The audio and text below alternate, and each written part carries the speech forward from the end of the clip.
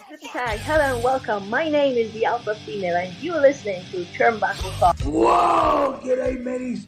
Bushwhacker Luke here, 2015 Hall of Famer, and you're listening to Turnbuckle Talk. Yeah! Whoa!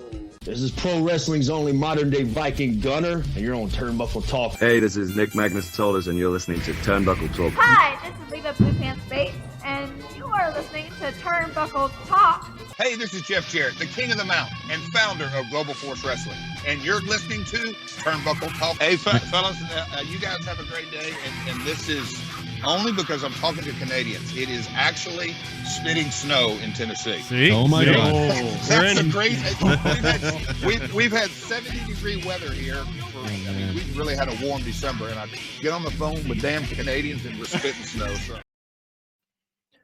Welcome to the longest running weekly episodic program that I've ever been a part of. And who am I? I am Carl Carafel. I am joined alongside Chris Best and the coughing OMD. And this is Turnbuckle Talk, episode number 367, WrestleMania Fallout. Hello. How's it going, guys? Not bad. I mean, we've all had a long, busy day. Yeah. But now we're here to discuss our favorite thing in the entire world. Not just a long, busy day, but a long, busy weekend. I mean, the amount of stuff that's coming out of the WWE specifically based off WrestleMania, based off Raw last night. I mean, holy cow, you know? Yep. There is a lot to go over, a lot to go through, a lot to break down, and including Monday Night Raw and things that happened during that show that are a little cryptid. Yes, we will get into that as well. Chris Best, what do you want to start with tonight? You know what? Because she's on my screen right now, let's talk NXT call-ups. I got Roxanne Perez on my screen. She made her, I wouldn't say her main roster debut because she's already had a couple matches on the main roster, but what is looking to be her official call-up. And I've got to wonder what is the path that's carved out ahead of her as far as the main roster goes. What are some dream matches that we could see out of her as well? And I'm posing that question onto you guys. Again, with somebody like Roxanne, I do not want to see her rushed on the main roster. Like, do not just bring her up and thrust her into a title picture. Oh, but she hasn't been rushed. She's already been in NXT for like 2 years now. She has. But even still, like when they get up to the main roster, sometimes rushing them into that position can bastardize their career. Right. They've taken their time with Jade, getting her onto the main roster and into the ring. Maybe do the same thing with a Roxanne. Don't rush her on the main roster. Take that laid back approach. Let her develop with somebody like a Tegan Knox, Dakota Kai. Let some of those things build. She had a run-in with Natty last night. I know. My issue with both of the NXT stars that we saw last night on Monday Night Raw boils down to them being the champions. Now, Roxanne just got that championship. Right. Ilya Dragunov recently got that championship. So if they are the champions of that brand, why are we putting so much of an effort into trying to get them to a main roster when they would be good for your NXT brand? Good enough that they are the champions of that brand. Now, what about former champions who should be given that call up, we'll say, or that brand shift over to WWE's Raw or SmackDown. That's where my biggest thing comes in. Why are we trying to take away the champions from that show? Right. I get exactly where you're coming from. And I mean, another case in point for you is a guy like Braun Breaker, who has been signed to SmackDown, and then they gave him the NXT tag team titles, and now he's again thriving in NXT. Right. He's still working SmackDown though, too. Mm-hmm. And I mean, we could also travel all the way back to the first NXT champion who was called up, that being Kevin Owens. Yeah. Kevin Owens was thrust right into the spotlight though when he got called up, and thrust right into a feud with John Cena. Yeah. But I think Kevin Owens in that situation was well deserved for that. Could handle it given what he had done on what is being considered the independent scene before. Samoa Joe, for the majority of wrestling fans, was a household name already before he came to NXT or to either Raw or SmackDown. So that one I can see. Ilya Dragunov, not so much of a household name when it comes to professional wrestling fans. And Perez, not so much. Even if we were still to have called her Rock C, still really not as much. Right. I don't know. I think with Roxanne's last night, it was alluded to last week on NXT and leading into Stand and Deliver, as Lyra confronted her and said, you know, you may not have lost the title, but Indy Hartwell was the one that went and climbed the ladder, and now you're seeing them mimic the Liv Morgan Revenge Tour with Roxanne Perez. Right. And she's got this hit list. Yeah. Yeah. And Carla, I want to bunk off what you said about Roxanne and Ilya Dragunov not being well known. Last night on the Raw Patrol, when Roxanne Perez came out for her match, Bubba asked, "Who is she?" "I don't know who she is." And we did inform him on who she is. Right. You know. Yep. Right. See, and that's what I mean. And I mean, okay, so he is somebody who is a watcher of WWE, Raw and SmackDown, right? Not so much NXT or AEW or, you know, New Japan, Ring of Honor, Impact, or TNA. We need to call it TNA now. Yeah, so I mean, in that case, right, somebody who still comes and talks with us and enjoys professional wrestling is somebody who was saying, "Who is that?" And I'm pretty sure he was familiar with Ilya, but like I said, Roxanne Perez, not so much. Slightly familiar. Yeah. And you talked about former champions that need to be called up, and I'm certain he is called up. But Mello, he needs I want to see more of him. He hasn't been utilized as much on the main roster. Yep. And maybe that's where the draft comes into play, and we actually figure out where these NXT call-ups are going to lay. You know? Yes. Right.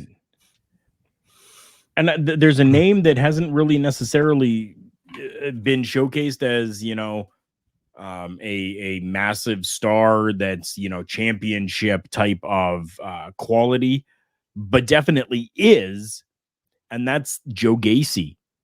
Yep. Right. So I mean, like, there is another name that has that or should have that opportunity to be able to come over to Raw or SmackDown, because I feel that Joe Gacy has done so much in NXT and has helped NXT thrive.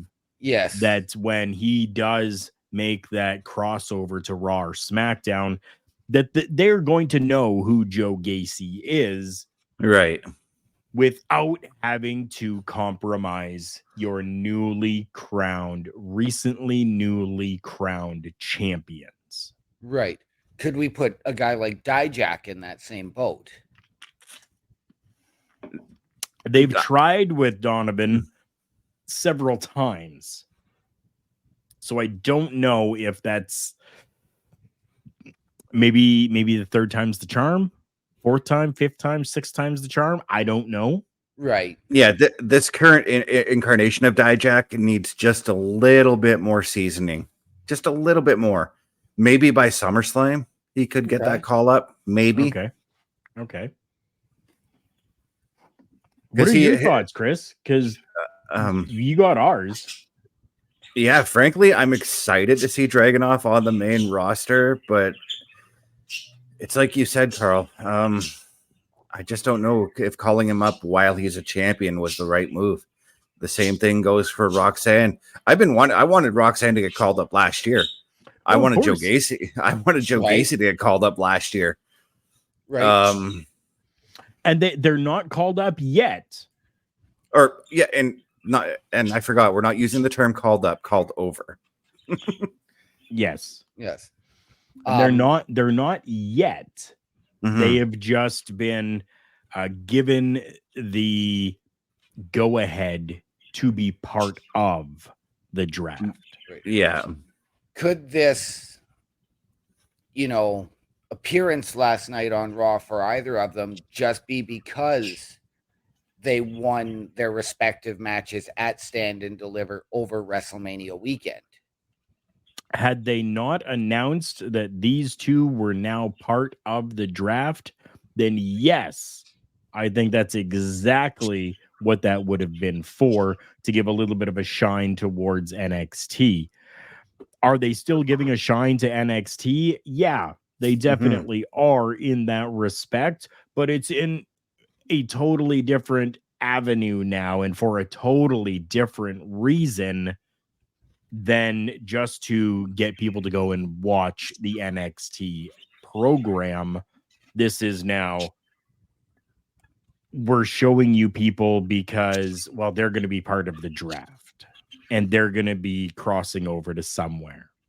Okay, so couldn't they have just done something simple like a video package, maybe, to let everyone know who these people are? And I know that last night's Raw didn't have the proper Titantron for that, but... Right. They could have. I mean, it's not big yet, but the WWE is really starting to branch out into the socials, and Wednesdays at noon Eastern time on X, they have WWE Speed that's going on. So if they want to try to build that social game bigger than it already is, because let's be honest, their social game is absolutely massive. But why not use YouTube, Facebook, Instagram, TikTok, X, all of these different platforms that are available for them in huge numbers to do something like that. Right. Especially not having a Titantron. Right. I mean, they could have, like, if they still wanted Ilya and Roxanne to wrestle on Raw last night, they could have been like, hey, tune into Raw and then you'll see this, and then flash up a video of Ilya Dragunov and what he's done in NXT. Same thing for Roxanne Perez, and maybe same thing, and do the same thing for if there's going to be call-ups on SmackDown, because we still got the post-WrestleMania SmackDown to come. Yes, we do. Yep. Yeah, but so I think that something like this could be very beneficial for the social media game for them. They could revolve everything about this draft around the socials. They could. And it would be absolutely amazing if they did. because then that's going to get people buzzing about the socials as well. Man, you're not following the WWE on this platform? Dude, you're missing out, because this is what they did. This was announced. This is what they showed us. I mean, it's right there for them, and they're only going to continue to build that social game. Bulk says, I enjoyed the surprises, though. Yeah, definitely. Oh, we definitely did. Absolutely. 100%. 100% we enjoyed the surprises. We just think I think, anyways, that things are just going a little bit of an odd way for me.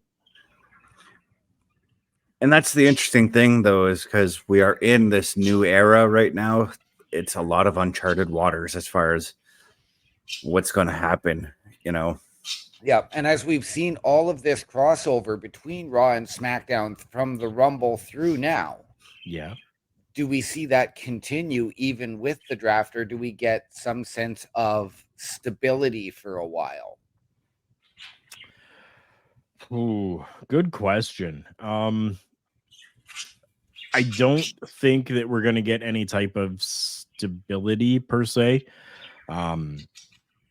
Everything right now, even though we're in a new era within the WWE, everything still kind of feels the same.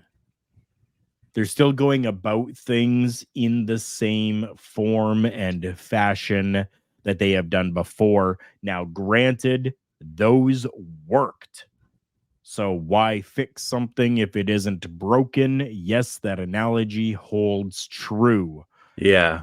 But if you want to grow, you need to adapt and change. There's another analogy for you.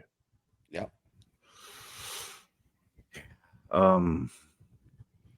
What do you say we talk about, since I did mention the new era, the amount of championship changes that happened at WrestleMania. I mean, only 2 titles stayed within the same camp. Logan Paul retaining the U.S. title, Rhea Ripley retaining her women's championship, but all the other belts changed hands. Bayley is your new WWE Women's Champion. Damian Priest is your new WWE World Heavyweight Championship. Champion, not championship. He's not the belt. Well, Cody Rhodes is your new WWE Undisputed Universal Championship. I'm still trying to... That's a tongue twister for me sometimes. Sami Zayn is your new Intercontinental Champion. Where do we see? We already know what Damian Priest's path is. He's got Jey Uso coming up at Backlash on May the 4th be with you. Yep. Where do you... What's the... we know the path for Sami Zayn. Chad Gable next week. But what is the path for Bayley? And what is the path for... What's the path for the tag team champions? Because I forgot about them. They both tag titles got split. Right. They did. They did. Oh, it's just... You know what I mean? Oh, yeah. So many paths that we can explore right now. Let's explore this comment here just for a moment. I want to give a huge shout out to Throwback. Thank you so much for coming in, my brother. I hope you are doing well. I really do. I hope you and the family are doing good. Saying what's good, guys. NXT Stand and Deliver was great. The only complaint that he had, it was Braun Breaker's performance. He seemingly did not hit some moves as we figure he should have, and he needs to slow down. Do you think he is still main roster ready, or should they kind of keep him back in NXT for a little bit longer? Let's answer that one quick here. I did not get to see this match. Okay. I finished work at noon on Saturday. I missed the pre-show and I missed that match. I do think Braun is still main roster ready. I think being able to work up there and gain that experience with some of the other talent up there and the more experienced talent, that can really help him flourish. Okay. Chris? I too think he's main roster ready. However, and I'm probably contradicting myself because of the fact that he is a champion on the main roster. I do like the fact that he's going back and forth between Raw and SmackDown, or I mean SmackDown and NXT, because it's kind of opening the curtain slightly on Braun to the main roster, but still keeping him in NXT, still letting him get that seasoning that he just that little bit of extra seasoning to make sure he fully goes to the roster. And that's going to be very, very soon. I believe after the draft, he's another one who's going to go strictly to the roster, the main roster, and stay there. Okay. Interesting. I do want to say this to Throwback, and I appreciate his comment. The biggest complaint I had from the night was what seemed to me like a rushed finish of Mello versus Trick at Stand and Deliver. Okay. Interesting then. See, I thought that finish played out pretty nicely. I don't know. I haven't seen Stand and Deliver, so I can't give any information on that, unfortunately. Work had me doing a lot of different things, and unfortunately I was not able to catch that. Good stuff though from Throwback, like bringing that up. Absolutely love it. And that is exactly what we encourage here. We encourage you to talk along with us. Leave your comments here for us, whether you are part of the Twitch stream or you were part of our YouTube stream, either or. Leave your comments for us. We will get to them. We do put them on the screen for you as well. So let's move back over to all the championships that changed hands at WrestleMania. Yeah, so let's start off with Miz and R-Truth, whom I thought, and I'm glad it didn't happen, I thought we're going to lose the tag belts last night. Now I'm curious about where they're going with them. I think they do stick with the Judgment Day for the time being. Okay. But I'm very curious about what's the path afterwards. Understandable. Okay. Yeah, definitely. I think you're right, but which two members of the Judgment Day? Is it going to be? I know we know Dom has Andrade next week on Raw. Is it going to be Finn and JD, the two Irish guys? Do we get that regular alliance of JD and Dom? Or do we see Finn and Dom team up? I personally think it's going to be Finn and JD. Okay. I kind of like that dynamic there, Carl. Yeah, me too. Okay. Me too. JJ, good to see you, brother. Thank you so much for popping in. Appreciate you. What's going on, JJ? I kind of like that dynamic. I kind of like that dynamic of JD and Finn because that's teacher and student as a tag team. Right? Yeah. I absolutely love it. I think it would be fantastic.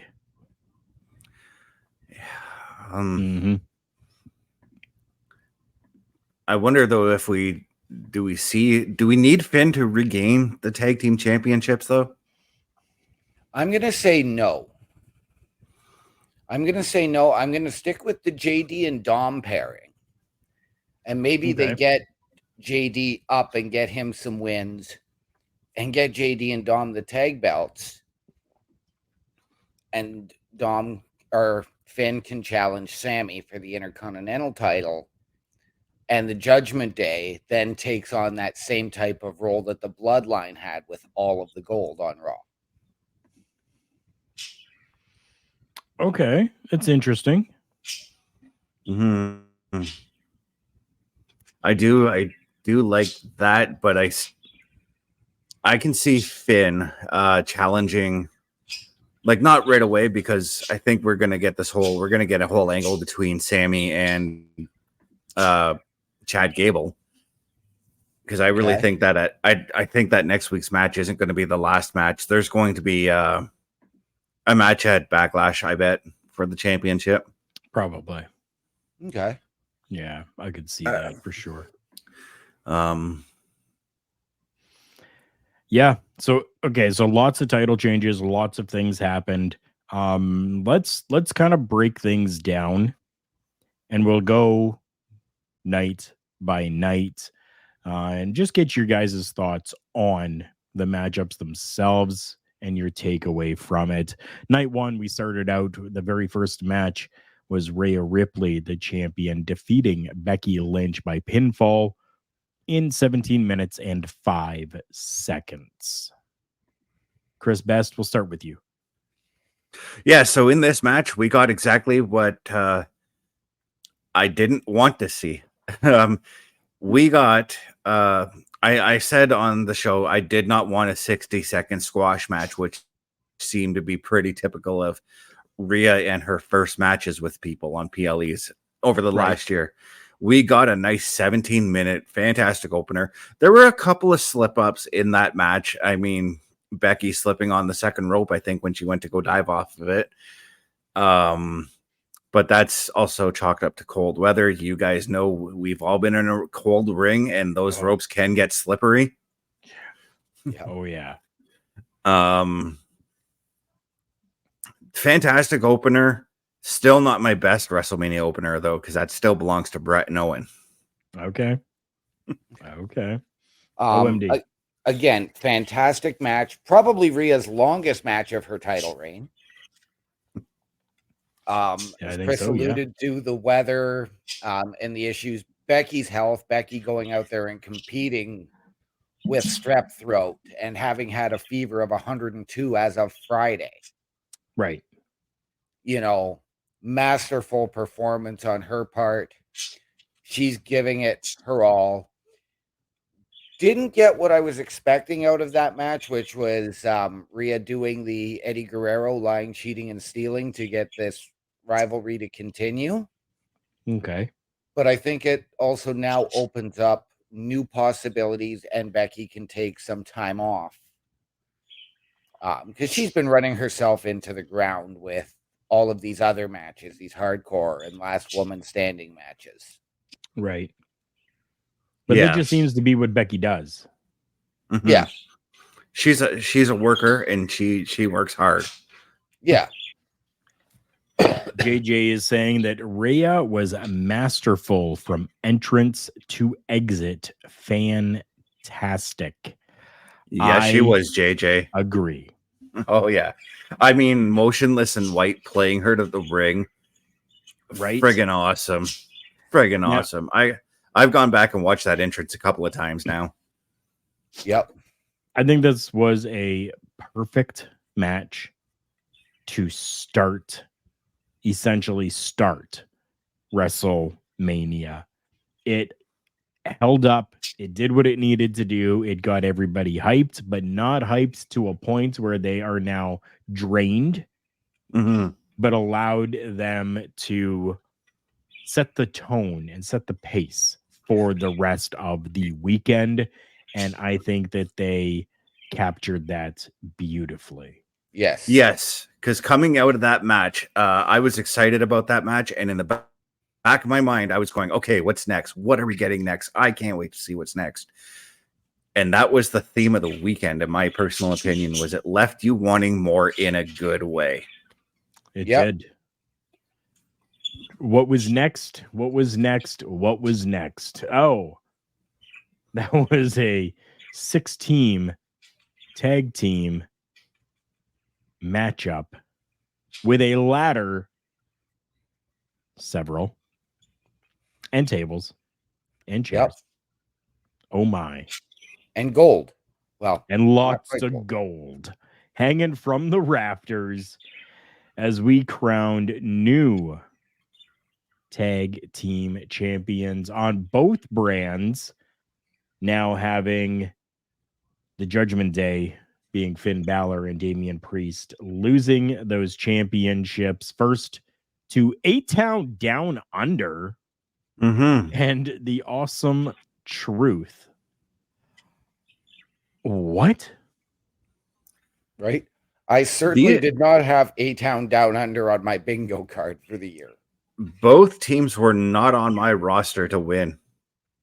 On my radar, not my roster, I should say. Yeah.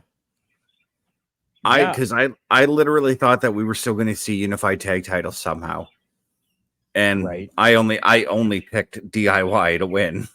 Yeah. No, I still had Judgment Day Mhm. winning, but I thought New Catch Republic was going to be taking one of those championships. Yeah, not so much. Turns out they didn't. no. Yeah. I had DIY winning and going to SmackDown with the Awesome Truth winning the Raw. Okay, so you were partially right. Yep. Mhm. Yep. But I did have, and I wouldn't have been upset had Judgment Day retained one set of belts, but we got what we wanted, which was the titles split Right. and what needed to happen. Definitely and- was needed to happen. I do like the aspect on SmackDown that even though they're not actually a fully functioning group, you do have that Logan Paul with A-Town Down Under interaction. Right. And now you've got the belts on all three of those guys. Right. Mm-hmm. Yeah. Which further intrigues me to see what they're going to do as far as SmackDown goes. Yes. Understandable. This matchup, it didn't turn into the issues that I thought it was going to turn into. There is always room for a cluster to happen when it comes to multiple person or multiple tag teams in a matchup together. I'm Mhm. happy with how this match went. It went at a good pace. It was 17 minutes and 25 seconds of really getting two teams at a time inside this matchup. Yeah, But no word them of a lie, Carl. rotating out. Yeah, no word of a lie, Carl. Before the match even started, when I flashed up the match graphic on the PLE Patrol, I said, "Get ready for a car crash," and it was a Right? good car But it crash, didn't. though. But it really didn't turn into a No. bad car crash. No, I mean, the biggest real Mhm. situation in that was the New Catch Republic's double moonsault off of one ladder. Right. You had R-Truth's comedic gold with the hot tag and a ladder match. Right? That was That's awesome. good stuff, though.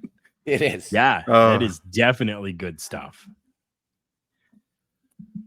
Yeah, all in all, this matchup was good, did what it needed to do, got us new champions on each brand, and we are excited.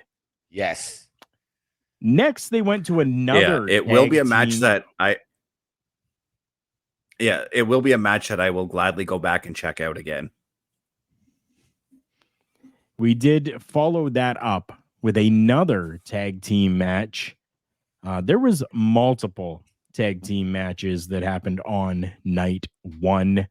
This one went 11 minutes and 5 seconds as we had Rey Mysterio and Andrade with Carlito, Cruz del Toro, Joaquin Wilde, and Zelina Vega defeating Santos Escobar and Dirty Dominic Mysterio, who had Angel, Berto, and Elektra Lopez at ringside. And that was actually done by pinfall, which I'm surprised. I thought that we were going to get a disqualification of some sort, and that's how we were going to get a winner. But it turns out it was actually pinfall. Yeah. For me, sorry, Chris, go ahead. Yeah, I was gonna say, like, I hated the idea that this match was just so shoehorned in at the last minute. But boy, did they pull out the stops, all four of these dudes.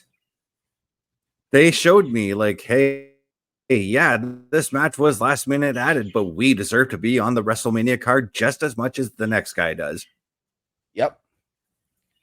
This was the sleeper match of the weekend for me. Okay. Even with the, added shenanigans from Legato and LWO, there was no actual interference. So, I mean, we got that surprise that, you get that highlight from Joaquin Wilde being tossed off of or thrown 14 yards from the rope. You get the Philadelphia Eagles players coming in towards the end. It delivered everything. Yeah. Everything you could ask and more for a last-minute match.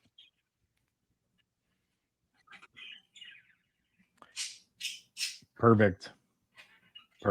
Maybe not perfect matchup, but perfect that it was by pinfall and that we didn't have shenanigans per se. This is unfortunately we sort of did with the with the Eagles players. Sort of did. Sort of. This is unfortunately the time when I had to leave. I had other things that needed to be done on night 1 of WrestleMania, and I left to go and do that. But interestingly, the next match was also 11 minutes and 5 seconds in length.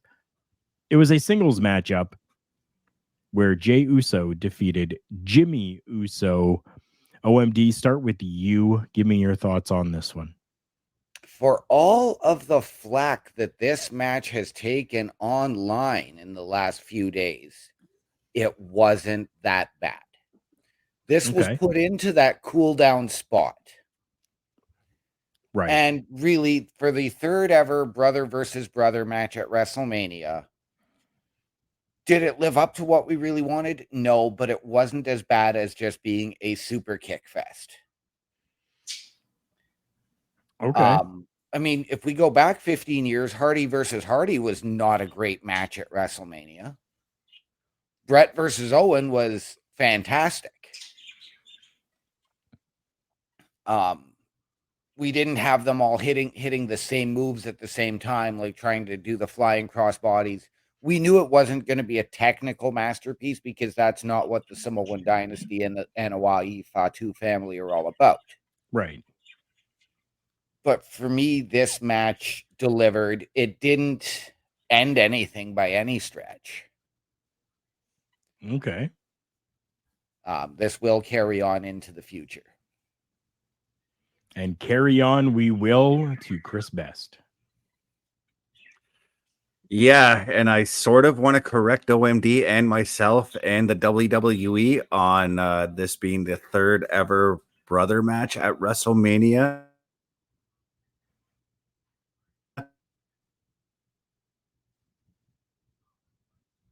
Well, it looks like we're going to have to give him a moment to unfreeze and catch up here. And I'm intrigued to find out because if there's a fourth one at all. I'm sorry I froze there, but I was saying this is yeah. Yeah. Am I here? You are here. Okay. You were here. So I was saying that this was so like I was saying that WWE, we've also been saying this is the third ever brother versus brother match at WrestleMania, but it's not. It's actually the fourth because we forget to mention Undertaker and Kane at WrestleMania 14. And I'm speaking from a kayfabe sense on that one. Yeah. Yes, because even WWE has said it's the third time real brothers have fought at WrestleMania.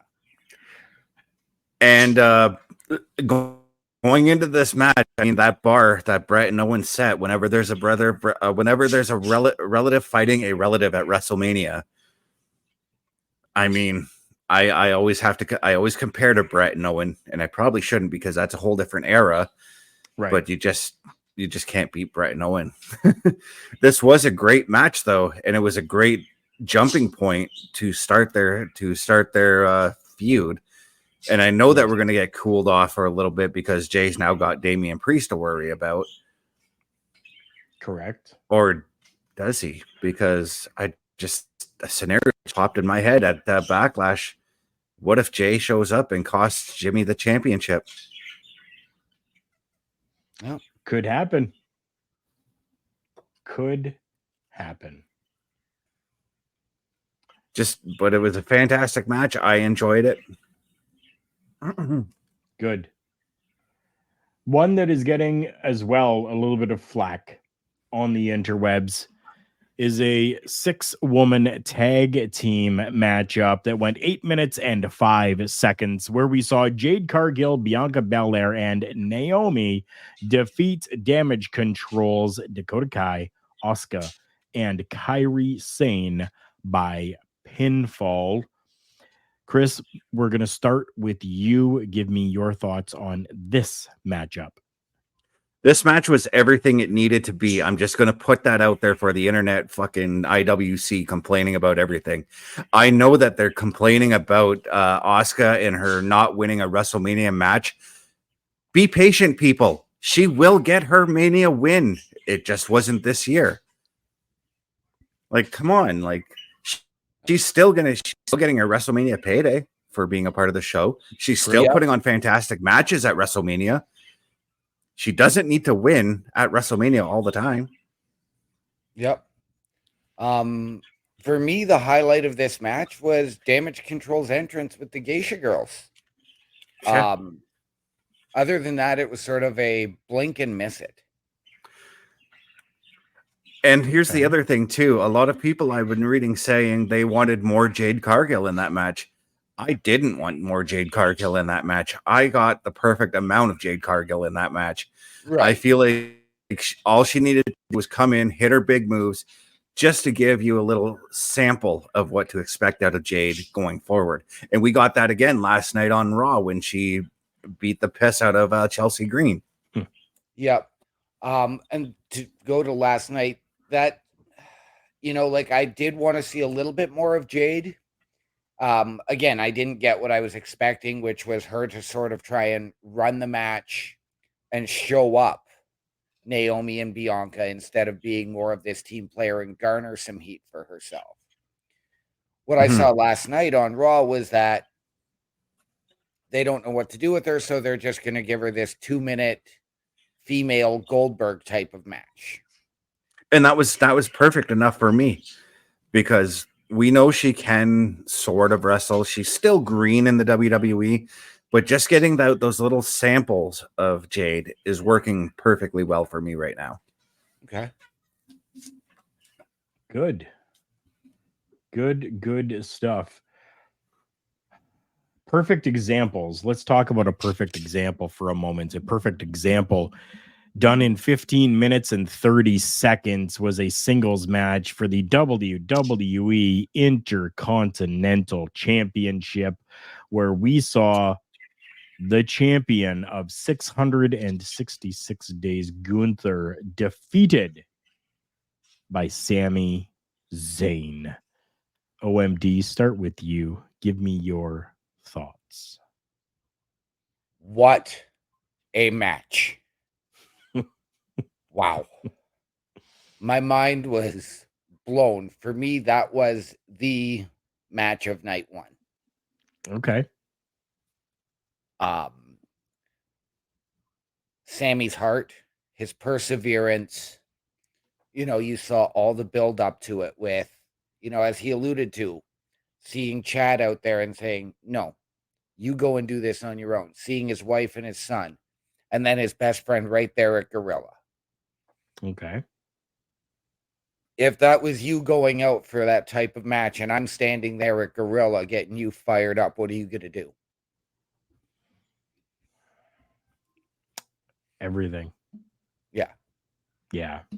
Yeah. So the only issue I had with this match was when he started flopping like a fish in the middle of the ring. That was a little strange. Looked like he was having a seizure. Okay. See, this is something that I have to go back and watch because I have not seen it as of yet. Chris Best, what were your thoughts? How did you feel about this matchup? I mean, the reaction I had on the PLE patrol says it all, and I didn't even realize that I was doing this. But at the start, from bell to bell, my mouth, my jaw was just agape with everything going on in that match. And then me doing this all the time, just reacting to everything. Okay. It was just everything that happened in that match was just pure gold. The emotional roller coaster that match brought you on. Just wow. Yeah. And just But that is something that Sami Zayn can pull out of people, though. Yeah. And that's something that Gunther can do too. Yeah, absolutely. And I mean, post WrestleMania weekend, OMD and I were sitting there, we're like, it's strange now that Gunther does not have the Intercontinental title. And it's still strange for me to even say that right now. Yeah. I get it. But again, like, as I said, this whole Mania weekend left me wanting more. And now I'm curious about where we go with Gunther. I mean, we didn't see him on Raw last night. No. So I'm there's just so many like paths that I'm on the road on. You know what I mean? Yeah. I'm on the road for wherever they take us. I get it. I totally do. I fully understand. Joe, my brother, how are you? Good to see you and good to have you here with us. Thank you so much for popping in. I appreciate you. That takes us on night one to the last matchup. That went 44 minutes and 35 seconds. Where the Bloodline, consisting of The Rock and Roman Reigns with Paul Heyman, defeated Cody Rhodes and Seth freaking Rollins once again by pinfall. Every matchup was won by pinfall minus the tag team ladder match for the championships because they're won a different way. Of course. Chris Best, let's start with you on this one. So once again, you just blew my mind. You said it was a 44-minute match. It didn't feel like a 44-minute match. Oh, really? I literally thought it was shorter. That's how good this match was, because of the amount of stuff that they did in this match did not make it seem like it was 44 minutes. And again, the emotional roller coaster that Cody, Seth, Roman, Rock, even Paul Heyman brought us on. Just wow. Just yeah. Again. Yeah. It was a roller coaster. I'm going to do something that neither of you ever thought you'd hear from me, but The Rock brought it. The Rock was on his A game, and he, dare I say it, and given his age, he did it a lot better than his match with John Cena, his matches with Cena. Yeah, he was a lot crisper, a lot cleaner, kept the whole attitude of, I am the final boss, intimidating the ref, essentially making that match bloodline rules. Right. Yeah, because the match did spill out into the audience, and that was actually really cool to see. Yeah. Don't you dare count or you're fired. The Rock doesn't give up. Very, very interesting. Yeah. If there's one match from night one, Carl, you got to go back and watch that one. Okay. Definitely, I will at some point. I plan to watch the rest of night one. I definitely do. Yeah. It's just going to be a little bit before I can actually get there. Yeah. Now, of course, the entrances for this match were all about 5 minutes apiece. Okay. But those entrances, they were 5 minutes apiece, but even the entrances told a story of building that anticipation. They did. to the bell ringing.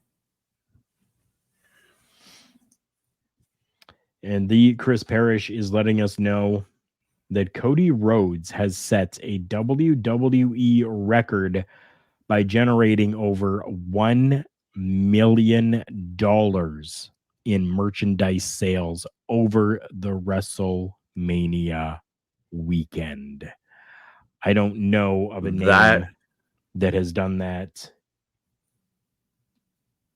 in a long time. Right. I mean, maybe the last person might have been Austin, but not over a WrestleMania weekend. No. Because back then, I believe Austin was only generating maybe $1 million a year in merchandise sales. Yeah. That's insane. That's an insane number, you know? This proves that Cody is now the face of the WWE. Yep. I agree. I agree. That was night one. Yeah, we've gone through a lot already. We are already 56 minutes into this broadcast already, and we still have night number 2 to come as well. Perry says that he beat his record from last year, which beat Hulk Hogan's record. Okay. And, well, it helps. Cody is selling a belt. Yeah, the weight belts. I do get that. The weight belts are probably like $80-$90. Probably. So and that I definitely believe would help. I believe from what I was watching from fans who went to the WWE World, I saw some Cody Rhodes like robes that were being sold there as well. Oh, yes, there was one front row last night I saw, I believe, on Raw.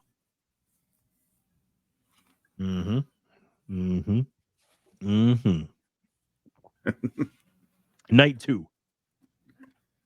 We started off hot once again with a World Heavyweight Championship match. 10 minutes and 30 seconds. We saw Drew McIntyre finally in front of fans win that title by defeating Seth freaking Rollins by pinfall. Yes. Mm-hmm. That's all that match was 10 minutes and 30 seconds. Yeah. Wow. It certainly seemed to be longer than that. One of my favorite things in that match was the opening, the start of the match, the Claymore off the bat. OMD, Raid, and I were like, are we getting a Sheamus 18-second finish here? And then we see Seth powder out right away. And I'm like, okay, that actually had to have been a tribute to what Sheamus did to Daniel Bryan. Right. And I thought the same thing. I was like, done. That Claymore, like immediately done. Yeah. We got a new champ. I thought it immediately. Yeah. Thankfully, it didn't. Thankfully, it went a little bit longer. And we got ourselves a good 10-minute matchup. Yeah. You guys have any other thoughts on that matchup before we move to what happened after the match? I mean, I absolutely loved the match. Seth's ability to stay in and fight, making it last, like I said, it seemed longer. Right. And it was actually short. Like I said, it's shorter than I was figuring. Just a testament to Seth's work ethic and his abilities with all of his nagging injuries. Right. Before we get to the next little piece, the continuation of that matchup, we're going to continue with our previous discussion about breaking records. Parrish is letting us know that The Rock set a record by headlining a WrestleMania in 4 different decades: the 90s, 2000s, the 2010s, and now the 2020s. Good for him. That's amazing to have something like that. And things like that, I think, should be recognized. For sure, needs to be recognized. The only other person that I could think of that may have been able to do such a thing would have been like The Undertaker. Yep. But he can't even say that he has. Yep. No. Interesting. Interesting for sure. Mm. What was even more interesting is we have this matchup that just happened. Drew McIntyre is on the announcer's desk, kind of taunting CM Punk. CM Punk then takes it upon himself to sweep the legs out from underneath Drew McIntyre, take off the metal arm brace that he had, and proceed to punch Drew McIntyre with that steel brace. And then we hear some music hit. And down comes Damian Priest to cash in his Money in the Bank contract. Finally, Senior Money in the Bank is cashing it in. And this match was only 9 seconds long as we saw Damian Priest become our new world heavyweight champion. Again, I love it. I can't be mad at it. It was, again, brilliant. It was a play on the heist of the century, but it certainly wasn't the heist of the century. Right. But very fitting, very well done. And I'm excited to see what the future holds for Damian Priest as our world heavyweight champion. I'm excited to see what the future holds for Drew McIntyre as he goes forward, pondering his next career moves. Right. Yeah. I'm totally excited that our boy Damian Priest is the world heavyweight champion.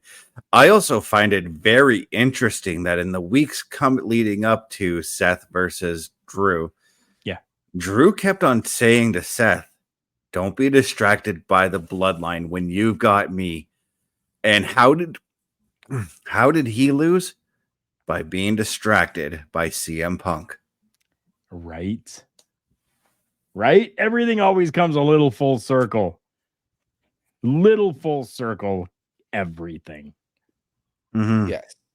I loved how all of this played out. It was beautiful storytell. Yeah. For me.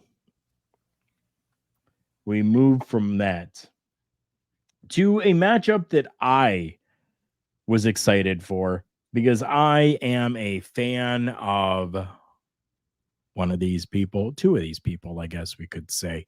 We had a Philadelphia street fight, which for me made it even better because when I was working, that's what I did. I did hardcore matches. I was marking out hard when they announced Bubba Ray Dudley as the special guest referee for this 8-minute and 35-second matchup, where we saw the Pride, Bobby Lashley, Angelo Dawkins, and Montez Ford, with B-Fab defeating the Final Testament, Karrion Kross, Akam, and Razar, with Scarlett and Paul Ellering. And they won that by pinfall. I didn't want the Final Testament to lose, but I understand what happened, what was going on, and I understand everything around it because I've been in the business long enough too. Yeah. I'm a fan of Karrion Kross. I'm a fan of Scarlett Bordeaux. I'm a fan of Bully Ray as well. So all of that put together just made this match happy for me. Yes. Great cheap pop match. Gotta love the nostalgia factor for it. Right. I'm with you. I did not want to see the Final Testament lose. I'm a huge fan of Karrion Kross and AOP. So far, like, I see the Street Pop Profits as having sort of suffered the most leading into this match, and I'm not talking in terms of getting beaten down by AOP and all of that. They've sort of gotten, again, they've lost their push. They're sort of by the wayside in terms of a tag team title hunt. I feel that. Right. But now with the split of the tag belts, we could see them back in that upper echelon. And now I get why the split of the tag belts happened. This match, though, I came in with the least amount of expectations out of this match. I'm a fan of all 6 guys. Love Montez Ford, love Angelo Dawkins, totally love Bobby Lashley. Matter of fact, I got to see his WWE debut on a non-televised event. So there's a little bit of that emotional factor for Lashley for me. Karrion Kross, AOP, I always wanted to see those guys on the bigger stage. So, this match was totally, even though Karrion Kross and AOP did lose, this was a star-making match for them. I really do feel like we're going to get something bigger out of these 3 guys. Even Scarlett and BFAB. BFAB actually impressed me, given, especially from the last time I saw her wrestle, which she wasn't good the last time I watched her wrestle. Right. But Scarlett, I forgot that she was actually a decent worker with what she did there. Right? Right? I have not forgotten. No. I have not forgotten. Go back and check out Scarlett's work in TNA with Falaba. Yeah, that's what I mean. Like, I completely forgot about that because over the last few years, I've only seen Scarlett as a manager. So that's where my mindset goes with her now. Yeah. And even as old as he is, Paul Ellering getting involved too. Like, wow. Yeah. Right. Even though he was still like on the safe side, he tried to trip up, I think it was like Bobby Lashley or something like that. But still give that little bit, right? Still, still involved in some way. Definitely. Yeah. And then Bubba putting on the glasses. I was just like, okay, when are we getting to get the tables? And the build to that, you could hear the heat, like the crowd just started on a low roar, and you could hear it build up until that moment happened. And hearing the 70,000 people saying get the tables threw me back to WrestleMania X7 when Bubba and Devon did that at that show. Yep. Including the WhatsApp in there and like everything. Yeah. For us older generation watchers, that was a beautiful nostalgia trip, and especially for it being in Philadelphia with the ECW roots and background in that area, it worked magically. That matchup was only 8 minutes and 35 seconds. It felt a little longer than that, but not in a bad way. I'm glad that it was given what it was needed. And I think it turned out nicely. This next matchup is one that I think flew under the radar for a lot of people. A simple singles match that lasted 12 minutes and 25 seconds. Surprisingly for me, we see LA Knight defeating AJ Styles in what was for me probably match of the night. Minus obviously the big culmination of everything that happened at the end of Mania. Short of that, I loved this matchup, and I think that I want to see more from these two because they put on a showstopper. Chris, let's start with you on this. I wholeheartedly agree.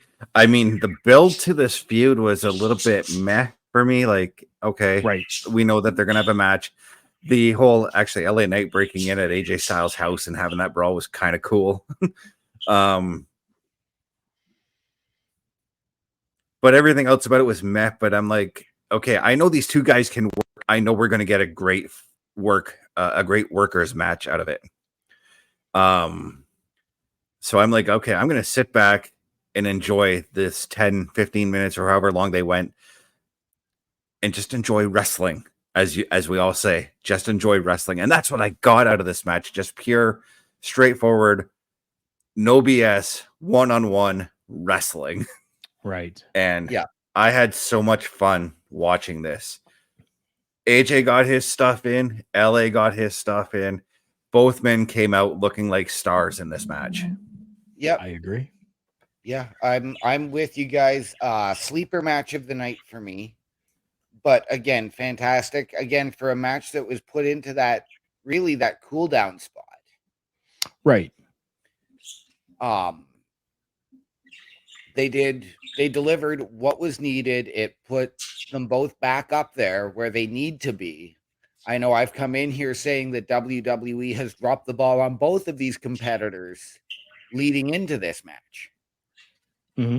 WWE, you put the ball right back in both of their hands. That they did. They did. We move on to what for me was a low point of the night. Not because of who won this matchup, but just kind of the shenanigans that there were surrounding this matchup that I knew were going to happen anyways. This was a triple threat match for the WWE United States Championship that went 17 minutes and 40 seconds. We had Logan Paul with I Show Speed defeating Kevin Owens and Randy Orton to retain that championship. Let's start OMD. Your thoughts on this matchup? I really enjoyed this matchup. All three guys did everything they needed to do. This match delivered on a lot of levels. Randy got to showcase his prowess, his technical abilities, and of course his snake-like abilities. Right. KO being KO, showing the heart, the determination. Logan Paul doing Logan Paul things, but still delivering, giving us those viral moments in the match. I'm okay with this. I was disappointed that, I had Logan Paul winning anyways. I am disappointed that we didn't get a KO Sammy moment in the ring with the Intercontinental and US titles, a la Benoit Eddie. Okay. Yeah, that would have been cool. But for me, this was a good, solid match to start building back up to the main event. Chris Best. Yeah, one of my shining moments of the match was KO's entrance, coming out on the golf cart and then sitting in the golf cart waiting for Randy Orton to come out, backing up that aisle and being like, come with me, Orton, let's we'll ride to the ring together. And then Orton just gets in and they ride to the ring together, and then immediately running in and beating up on Logan Paul because of, again, the hunger for that United States Championship that both men have for that belt. There were a few low point moments, like I Show Speed coming in, which, by the way, I'd like to correct myself from Sunday night because I thought it was KSI who was doing it. It would have made a little bit more sense for KSI because I thought it was too. Yeah, it would have made more sense for KSI to do it because of the fact that they have that Prime sponsorship, or their partners in making the Prime drinks. Yeah. Even though KSI did the spot last year, still would have made sense to do it again this year.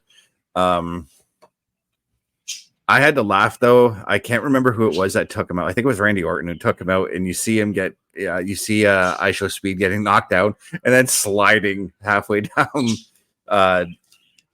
the commentary area. That just had me laughing. I'm like, I see Orton just look at him like, yeah, he's got to get that get it. Definitely it But is. otherwise, he's going to slide everyone, everywhere. So, Yeah. yeah. You froze up again. Yeah, And missed my question when-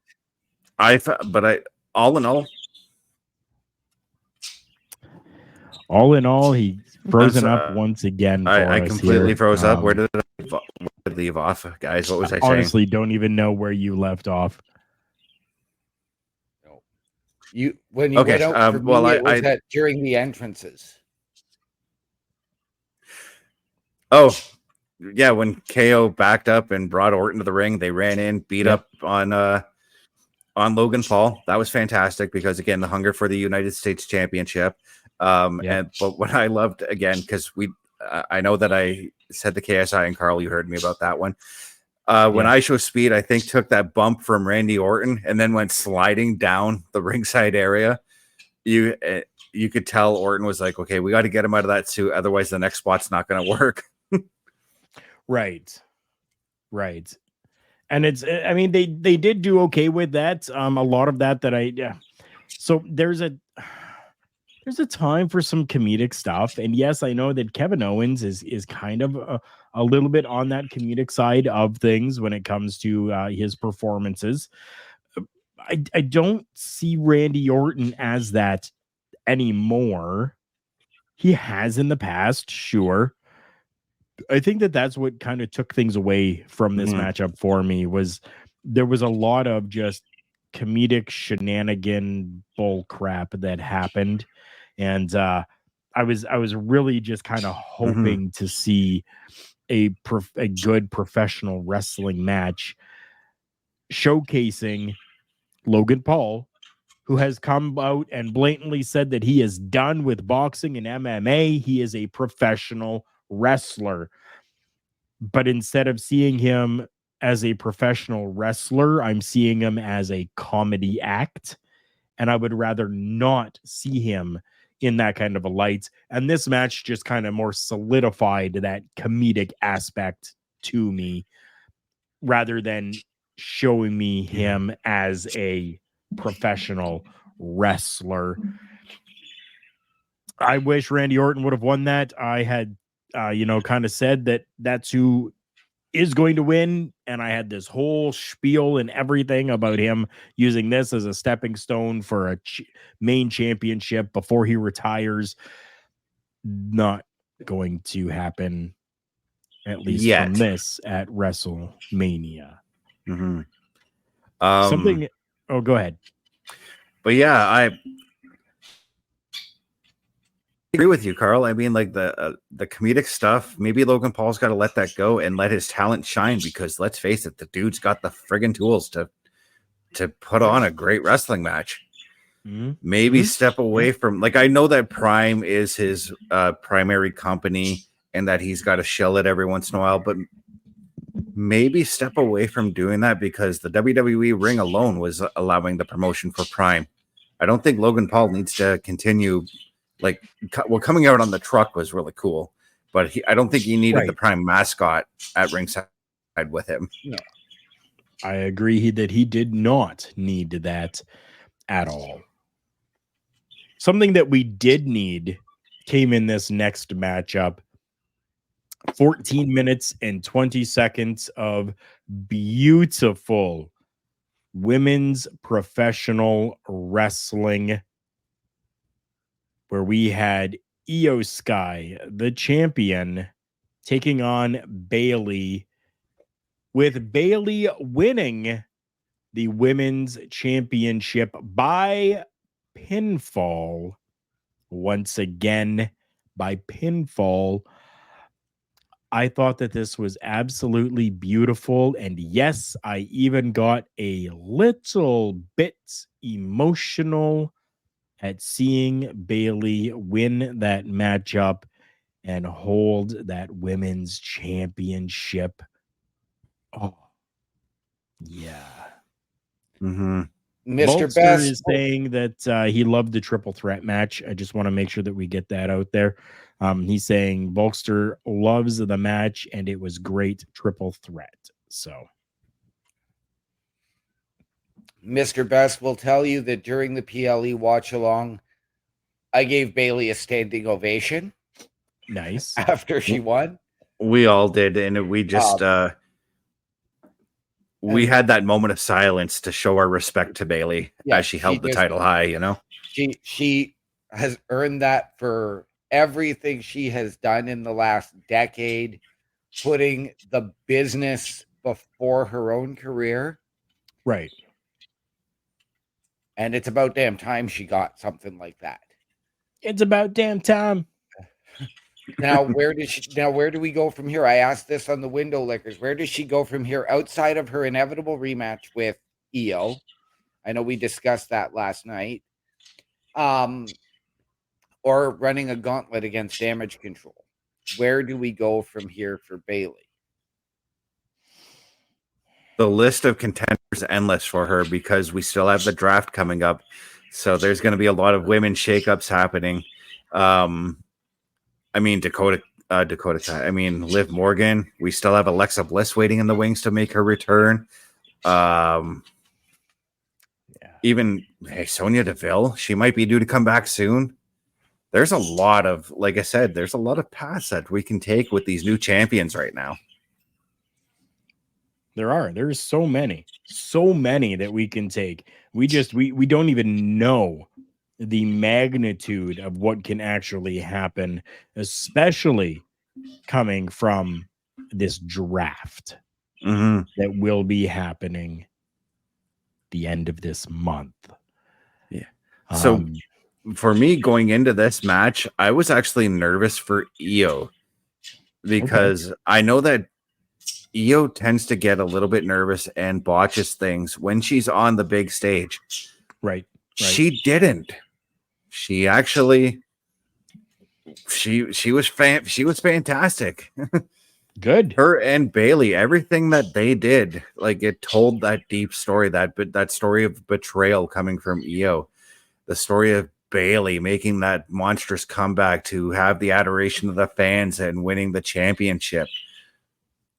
One small thing I wouldn't have minded to see, just for one night only, the return of the Bailey buddies would have been really cool. Why? Just for that nostalgic pop for me. Okay.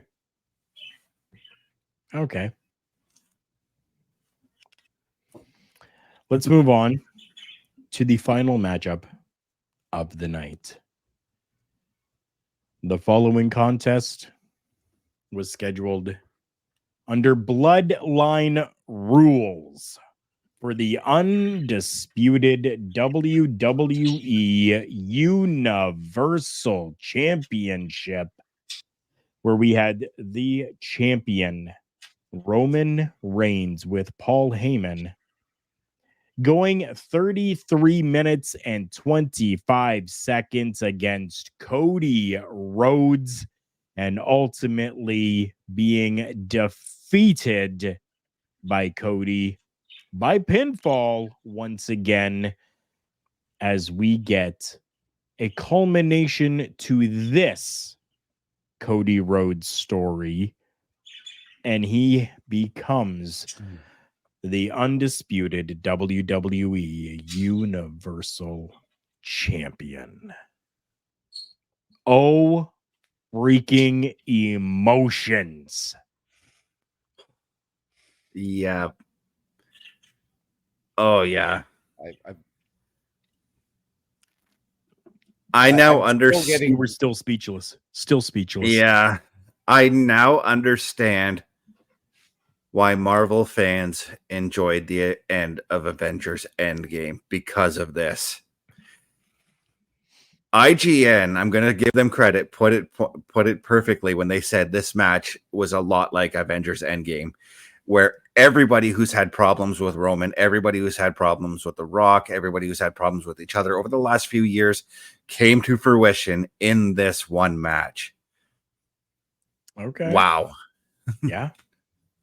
I'm still getting goosebumps. I'm still getting emotional over it. To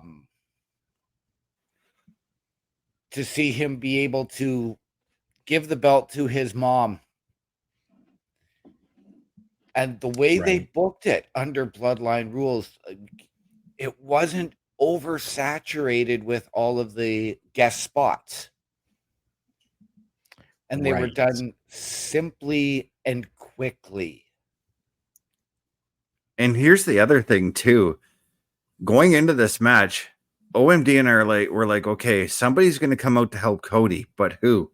We knew Jay right off the bat. We counted out Seth because he was injured and he was selling being hurt at the start of the match. We didn't even factor in John Cena or The Undertaker showing up. No. No. We had heard there was potential that there was Cena could be at Mania, but we didn't factor him into that. When the lights went down, I was not expecting it, but I was bracing for I'm better than you and you know it. Not the bell tolling. Okay. Interesting. And here and for like the fans who only have been wrestling fans for the last like 15 years or so, the reason why we were so deeply emotionally invested in this is because we grew up with always having a Rhodes to watch on wrestling. We started off with Dusty. We went to Dustin with as Goldust and all his other gimmicks he's had, to Cody. So in our collective wrestling fan lives, we have never been without a Rhodes as far as watching wrestling goes. So the emotional involvement to see Cody take that championship, it just hit that much harder for us, you know? Yep. For me, that was, I'm going to go back and say the boyhood dream has come true. That's how deep this was for me. It's as deep as Shawn winning. Yeah. Yeah. Yeah, I get that. And I already cannot wait to see who Cody's first challenger is going to be. I really can't. A part of me wants to say it's going to be Jimmy Uso, and I'm excited to see if that does come to fruition. Regardless if it doesn't or not, I think it's still going to be a fun match to watch anyways. Right. Yeah. There's a part of me that wants to see the Bloodline sort of take that step back and refocus after Backlash. Yeah, but with Roman and Rock out of the picture, it kind of makes sense for Jimmy to be the one to step up. It does. It also makes sense for Solo as the tribal heir to step up. Mm-hmm. That's why I want to see them sort of, okay, let's refocus, let's gather, create a new plan. And that's where you can introduce now, as we've heard, potential new Bloodline signings in Jacob Fatu and Tama Tonga. Now you can introduce those into the mix. Oh, wow. I mean, I just kind of thought of something. We've been seeing a lot of DX references over the last while with DIY and all that. Can you imagine Jimmy and Solo out in the ring saying that The Rock dropped the ball, Roman dropped the ball, and then suddenly we see Tama Tonga and Jacob Fatu show up, and this is your new bloodline. Yep. Mm-hmm. I could see that. I definitely could, and I think it would be very, very cool for it to kind of go that way. You know what? I almost thought that Ambrose was going to be coming out when the Shield music hit during that final matchup. Part of me kind of hoped that it was. Yep. Yeah, I had that glimmer of hope because I saw the Shield music. I'm like, wait a minute, what? You know, I had that what look because and then suddenly I see Seth in the uniform, and there was that small part of me that was like, okay, where's Ambrose? Yep. Yeah. Ambrose didn't show up. You know who did show up though? I mean, he is. What? Who? Who? I totally That's lost my the- train of thought on what I was going to say. That's okay. That honestly is the question that everybody is seemingly asking right now. Who showed up? Mhm. Who are we talking about? Hello? That's all we get? If you guys don't understand And what not just- we're referencing, we're talking about last night during Monday Night Raw. We saw Bronson Reed with a promo package going on. He was cutting a promo with the Andre the Giant Memorial Battle Royal trophy. And the screen glitched, which a lot of us didn't really think too much about until after Raw. And we noticed that there's just this little hello down in the bottom corner. And for all of us at home, we didn't get to see this, but those that were actually in attendance before Monday Night Raw actually came on, there were some weird things happening with the screens as well. Not seemingly showing anything except just kind of white, glitchy looking things going on. Now, the speculations are running wild, brother.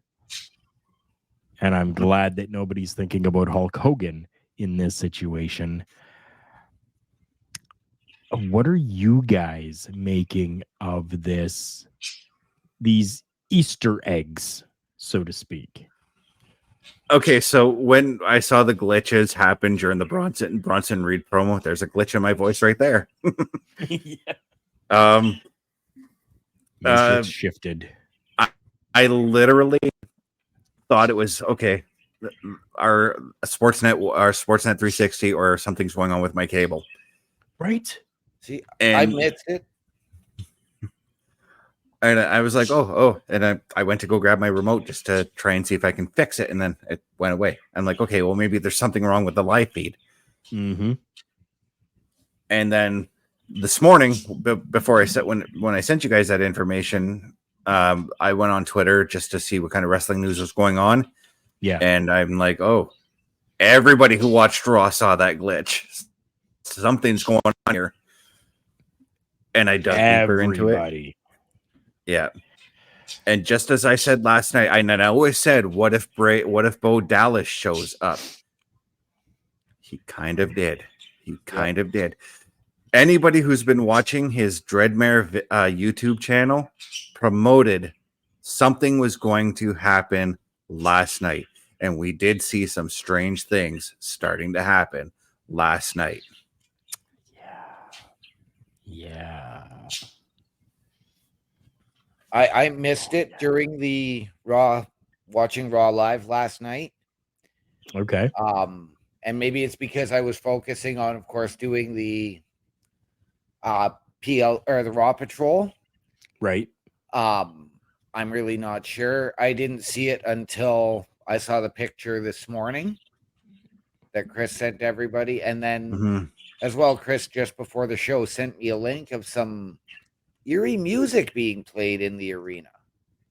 Yeah. Yes. That was before Raw. And during the commercial breaks, too. I found out from other fans who were there. Really? Yep. Oh, that's news to me. That is new news to me. Yeah. Ooh.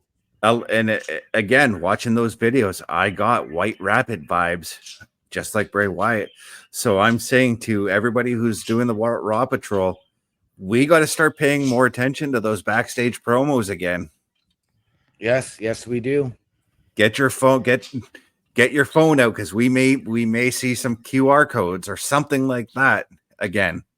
Right. I hope not. No. I hope we don't see any QR codes. Those were fun to do, by the way. They were super fun, and I loved each and every one of them. But that was for somebody else. Yeah. Well, that's why I said QR codes or something along those lines, you know. Maybe we see like a quick flash of a YouTube link and we can get an image of it and boom, it takes us to that link or something. I don't know, you know. Think a little simplistic right now. Mm-hmm. We have our first word. Hello. So that's where you want to open up your notepad on your computer. What's another word for hello? Hi. A greeting. Bonjour. Howdy. Howdy, partner. Howdy, partner. I'm not country at all. Sorry about that. Sorry if that. Don't cancel me. I'm just talking. I usually say howdy as my usual hello to most people. So, right. You have the look of the old timey prospector tonight going on there, Chris. Yeah. Hey. Yeah, them suspenders. Yeah, the suspenders. I'm wearing my Amish Roadkill stuff that I wore to the Mountie show. That's right. Maybe though, guys, we really need to start paying attention to these little glitches that happen and looking for words. Mm-hmm. Maybe it is as simple as that and not everybody is going to catch on to. And not just words, but maybe some imagery as well that may come up in these glitches. Because I tried to see if there was imagery. I couldn't find anything yet, but I'm still trying to dig into it because there was a lot that was going on in that glitch. So there was definitely there was. I don't know. This is again one of those beautiful mysteries within professional wrestling that we are going to have to not necessarily we're going to have to figure it out because it's going to come to fruition at some point, but it's going to be fun week after week for us to kind of delve into this a little bit further and maybe decode what is going on. Yes. Or this could have just been a glitch in the system. That's a possibility too. I really don't think it is because after NXT is done, I am going to look and see what kind of stuff he may have done for tonight because in the Dreadmare videos, he's mentioned Sean Spears. He's mentioned Alexa Bliss as well. So yeah, he has. The conspiracy theorist in all of us is coming out now. Yes. Yeah. Oh, guys, we have now gone an hour and a half with this program, but it did have to do with WrestleMania, the biggest show of the year for us as professional wrestling fans. I do want to thank each and every one of you for coming in, for your comments, and being part of the show. If you were watching us afterwards, please feel free to join us on a Tuesday at 8:05 p.m. Eastern Standard Time and join in the chat. Talk along with us, leave your comments, questions, and interactions for us. If it's a little more difficult for you to do that on a Tuesday night, then take us on the go with you with Good Pods. Check out goodpods.com/podcasts/turnbuckle-talk-264524. I'm sure if you just type in Turnbuckle Talk into the Good Pods app, you will look for that logo over in the corner, the Bullet Club looking logo that says Turnbuckle Talk, and you can follow us there to listen to us each and every week on the go. Leave us a rating. Currently, we are at number 4 in the weekly indie podcasts for professional wrestling, and I absolutely love that we are still within the top 5. So please go and check that out. And if you're over on the Twitch side for us and have not subscribed to our YouTube channel yet, please take a moment to go over to youtube.com/@turnbuckle_studios.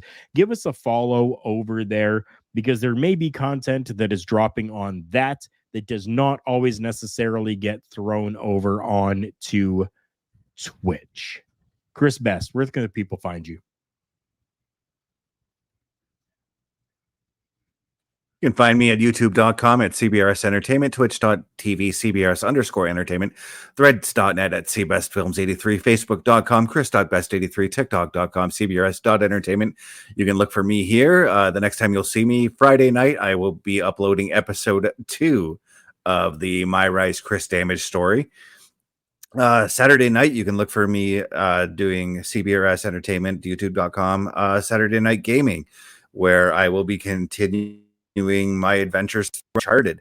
Next Monday night, you can find me here 8 p.m. Eastern as we do the Raw Patrol, as we are going to be patrolling Montreal, Quebec, Canada. Another hot crowd for WrestleMania, for wrestling, for the WWE. Another straight sellout from what I'm hearing already. And you can look for me Tuesday night next week, 8:05 Eastern, where Carl, OMD, and I will bring to you the wrestling news that you may not particularly know much about. OMD. Give her down, Charlie Brown. The people can find me on Facebook, Daniel Harisic, HRYCYK. On Snapchat, One Man Dynamic, capitals on O, M, and D. On Twitch, OMD17, and on Discord at OMD6370. Visually, the people can find me right here every Monday night on the Raw Patrol with you two gentlemen and a host of other guests. Every Tuesday, right back here with you two gentlemen on Turnbuckle Talk. Thursday on the Boar's Nest with Bubba Duke. And this week, because we've had the last week we were tied up doing a WrestleMania preview, we will be back and I believe debuting a brand new game. Ooh, interesting. All right. You can find me at my link tree, linktr.ee/Carl Carafel. That is linktr.ee/KARLKARUFEL. For those over on Twitch, thank you so much for sticking here with us. I'm going to be throwing you guys over to my friends with The Lounge, who are playing some professional wrestling, the first CWA of 2K24. Good people over there. Please go and check them out and let them know that we sent you over and enjoy the content that they have. For Chris Best, for OMG, and for myself, Carl Carafel. Remember, everyone, the world's a scary place. Take care of each other.